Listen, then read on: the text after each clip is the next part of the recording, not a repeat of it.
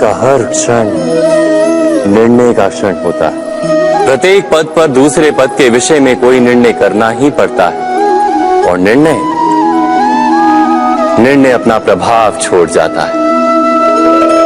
आज किए गए निर्णय भविष्य में सुख अथवा दुख निर्मित करते हैं, ना केवल अपने लिए, अपने परिवार के लिए भी, आने वाली पीढ़ियों के लिए भी। जब कोई दुविधा सामने आती है तो मन व्याकुल हो जाता है, अनिश्चय से भर जाता है। निर्णय का वो क्षण युद्ध बन जाता है और मन बन जाता है युद्ध भूमि। अधिकतर निर्णय हम दुविधा का उपाय करने के लिए नहीं, केवल मन को शांत करने के लिए लेते हैं। पर क्या कोई दौड़ते हुए भोजन कर सकता है? नहीं। तो क्या युद्ध से जूझता हुआ मन कोई योग्य निर्णय ले पाएगा? वास्तव में शांत मन से जब कोई निर्णय करता है तो अपने लिए सुखद भविष्य बनाता है, किंतु अपने मन को शांत करने के लिए जब कोई निर्णय करता है तो वो व्यक्ति भविष्य में अपने लिए कांटों भरा वृक्ष लगाता है। स्वयं विचार कीजिएगा।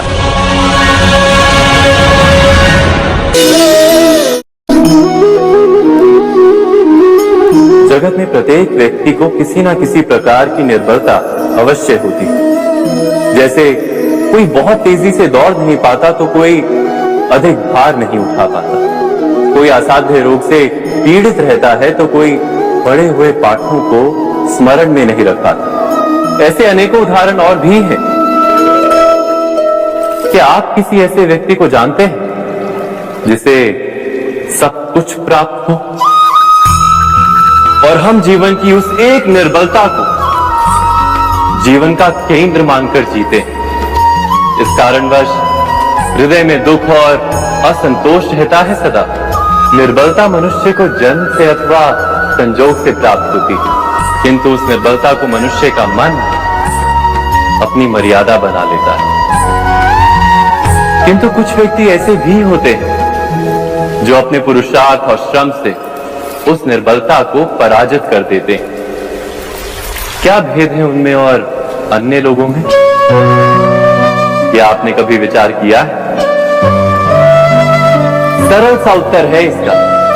जो व्यक्ति निर्बलता से पराजित नहीं होता, जो पुरुषार्थ करने का साहस रखता है हृदय में, वो निर्बलता को पार कर जाता है। अर्थात निर्बलता अवश्य ईश्वर देता है, किंतु मर्यादा मनुष्य का मन ही निर्मित करता है। स्वयं विचार कीजिए।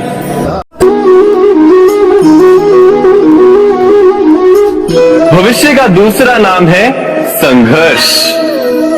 हृदय में आज इच्छा होती है और यदि पूर्ण नहीं हो पाती तो हृदय भविष्य की योजना बनाता है। भविष्य में इच्छा पूर्ण होगी ऐसी कल्पना करता रहता है, किंतु जीवन ना तो भविष्य में है ना अतीत में। जीवन तो इस क्षण का नाम, अर्थात इस क्षण का अनुभव ही जीवन का अनुभव। पर हम ये जानते हुए भी इतना सा सत्य समझ नहीं पाते। या तो हम बीते हुए समय के स्मरणों को घेर कर बैठे रहते हैं, या फिर आने वाले समय के लिए हम योजनाएं बनाते रहते हैं और जीवन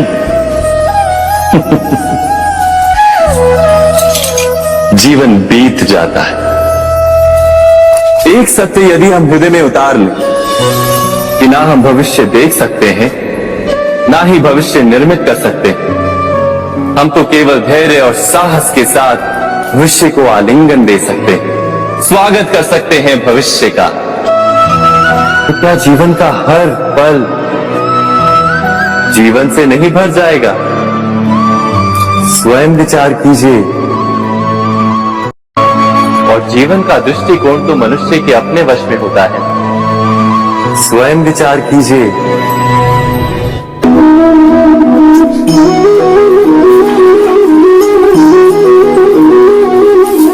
पिता सदा ही अपने संतान के सुख की कामना करते हैं, उनके भविष्य की चिंता करते रहते हैं। इसी कारणवश सदा ही अपने संतानों के भविष्य का मार्ग स्वयं निश्चित करने का प्रयत्न करते रहते हैं। जिस मार्ग पर पिता स्वयं चला है, जिस मार्ग के कंकर पत्थर को स्वयं देखा है, मार्ग की छाया, मार्ग की धूप को स्वयं जाना है, उसी मार्ग पर उसका पुत्र भी चले, यही इच्छा रहती है हर पिता की। निसंदेह उत्तम भावना है ये,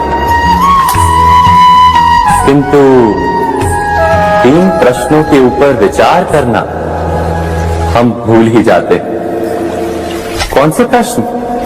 प्रथम प्रश्न, क्या समय के साथ प्रत्येक मार्ग बदल नहीं जाते? क्या समय सदा ही नई चुनौतियों को लेकर नहीं आता? तो फिर बीते हुए समय के अनुभव नई पीढ़ी को किस प्रकार लाभ दे सकते हैं? दूसरा प्रश्न, क्या प्रत्येक संतान अपने माता पिता की छवि होता है? हाँ, संतानों को संस्कार तो अवश्य माता पिता देते हैं, किंतु भीतर की क्षमता तो ईश्वर देते हैं। तो जिस मार्ग पर पिता को सफलता मिली है, विश्वास है कि उसी मार्ग पर उसकी संतानों को भी सफलता और सुख प्राप्त होगा। तीसरा प्रश्न, क्या जीवन के संघर्ष और चुनौतियां लाभकारी नहीं होती? क्या प्रत्येक नया प्रश्न एक नए उत्तर का द्वार नहीं खोलता? तो फिर संतानों को नए नए प्रश्नों, संघर्षों और चुनौतियों से दूर रखना, ये उनके लिए लाभ करना कहलाएगा या हानि पहुंचाना? अर्थात जिस प्रकार संतान के भविष्य का निर्माण करने के बदले उसके चरित्र का निर्माण करना श्रेष्ठ है, वैसे संतानों के जीवन का मार्ग निश्चित करने के बदले उन्हें नए संघर्षों के साथ जूझने के लिए मनोबल व ज्ञान देना अधिक लाभदायक नहीं होगा? स्वयं विचार कीजिए।